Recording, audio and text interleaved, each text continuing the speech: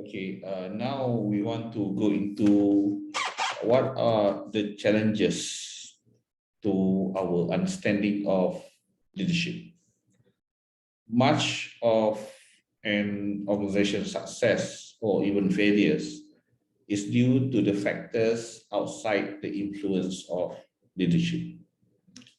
In many cases, a success or failure is just a matter of being in the right or wrong place at a given time.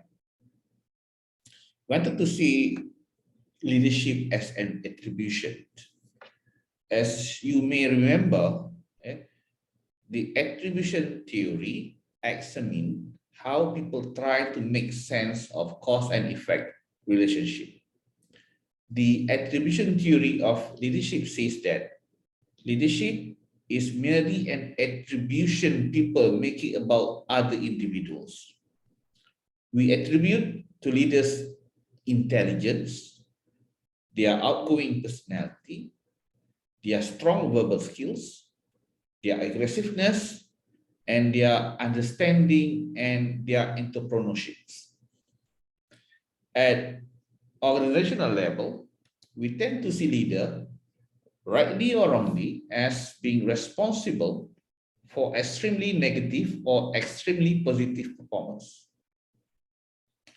One study conducted at 100 over major United States corporation found that whereas perception of CEO charisma did not lead to the company performance, but company performance lead to perception of charisma.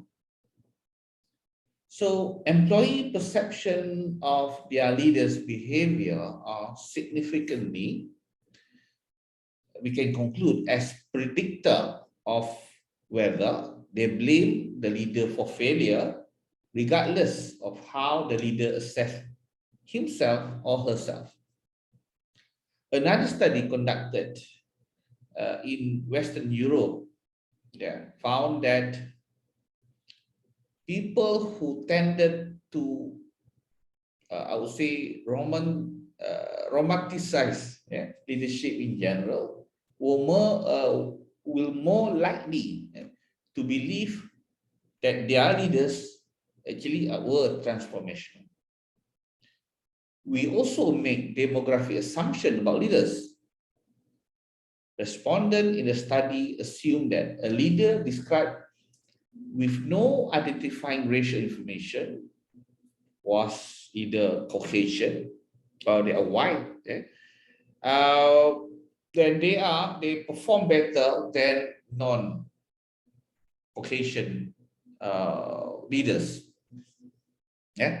So then there are data suggesting that women perceive success as transformation leader that is based on what we call demographic characteristic.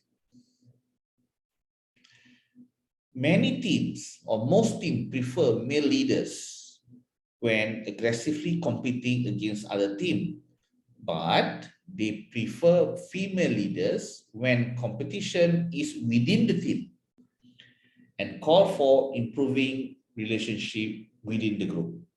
You can see that, if it is competing against outside teams, people will prefer male leaders, but if actually is within the team, people prefer female leaders.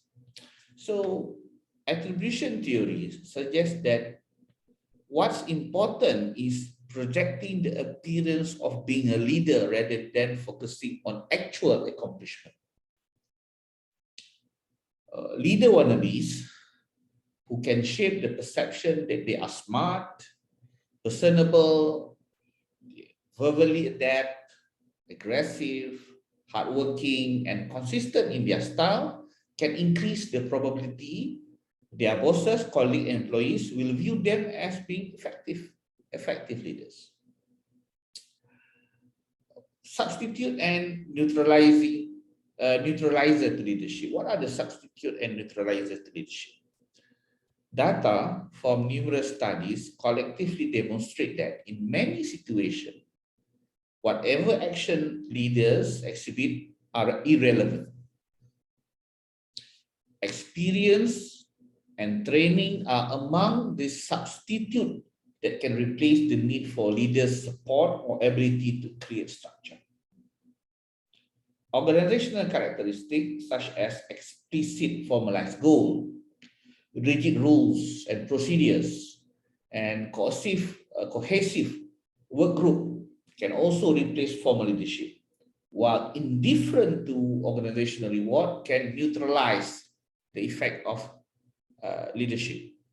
So neutralizer make it impossible for leader behavior to make any difference to the followers' outcome.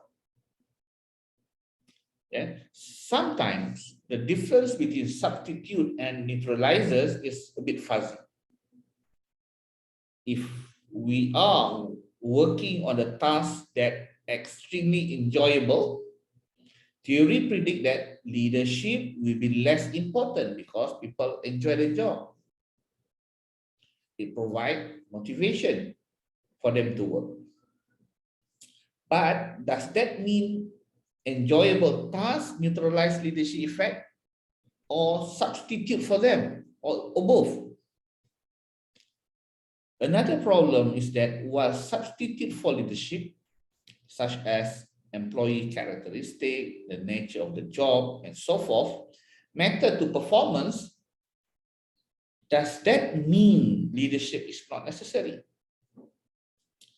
The next question or the next challenge that we have in leadership is selection of leaders.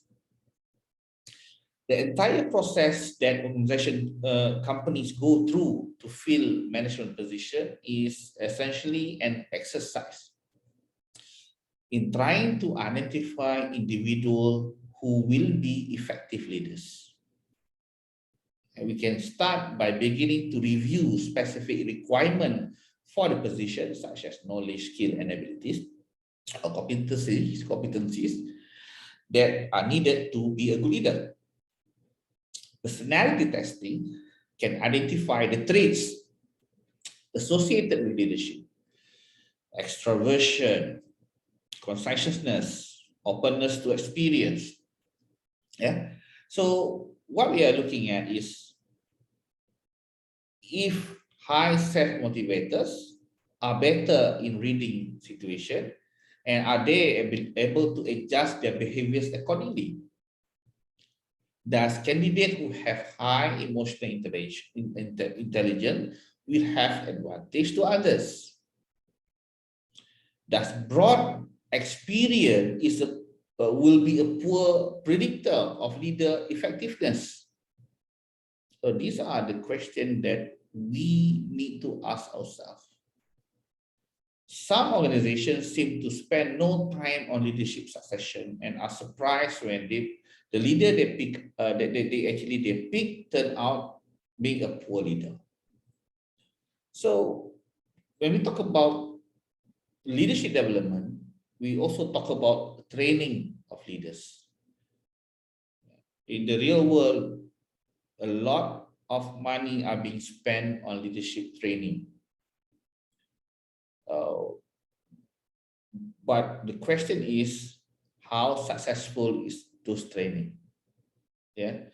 So actually, leadership training is likely to be more successful for individuals who are, who is high in self-monitoring, self-awareness, and they know what they're doing.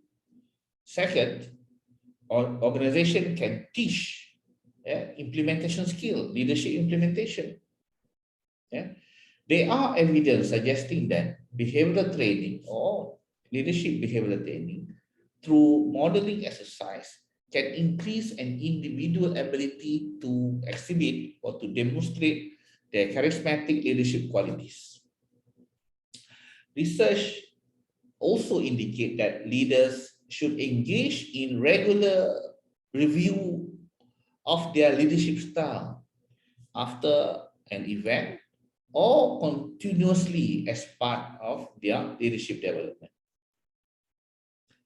Finally, leaders can be trained actually in transformational leadership if they have a bottom line result to demonstrate their leadership capability. So this would be I would say, the challenge in terms of understanding leadership development. Yeah.